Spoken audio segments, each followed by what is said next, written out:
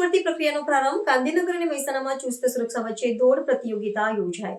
ગુજરાત રાજ્ય પોલીસ ભરતી બોર્ડ દ્વારા આયોજિત લોકરક્ષક દળ અને પોલીસ સબ ઇન્સ્પેક્ટરની ભરતી પ્રક્રિયાને આજથી રાજ્યવ્યાપી પ્રારંભ થયો છે।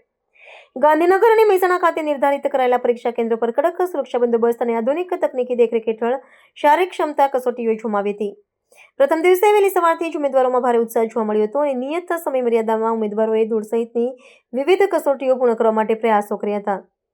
આ ભરતી પ્રક્રિયાના પ્રથમ દિવસે કુલ 700 ઉમેદવારોને બોલાવવામાં આવ્યા હતા, જે પૈકી 447 ઉમેદવારોએ મેદાન પર હાજર રહ્યા હતા। આખરી પસંદગી પ્રક્રિયાને નિર્ધારિત માપદંડોને અંતે હાજર રહેલા ઉમેદવારોમાંથી 197 યુવાનો શારીરિક કસોટીમાં ઉત્તીર્ણ જાહેર કરવામાં આવ્યા છે। ભરતી બોર્ડ દ્વારા પારદર્શિતા જાળવવા માટે radio frequency identification RFID chip અને CCTV કેમેરાનો વ્યાપક ઉપયોગ કરવામાં આવી રહ્યો છે, જેથી પ્રત્યેક સેકન્ડની સચોટ નોંધણી થઈ શકે।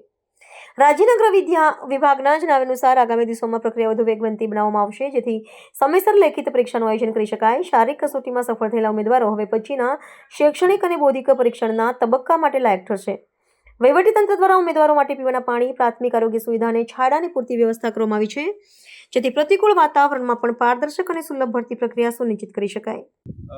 એમની શારીરિક કસોટી માટે એક યોગ્ય વાતાવરણ પૂરું પાડી શકીએ અને એઓનું સારામાં સારું પરફોર્મન્સ જે છે એ મળી રહે માટેના તમામ અમારા પ્રયત્નો રહ્યા છે।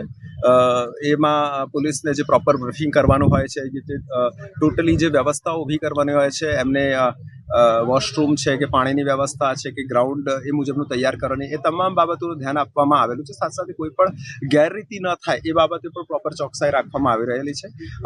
અમે ઉમેદવારોનો ફીડબેક પણ લેતા હોઈએ છીએ અને જેના આધારે જે છે અમે ઇમ્પ્રૂવ કરવાનો પ્રયત્ન પણ કરતા હોય છે।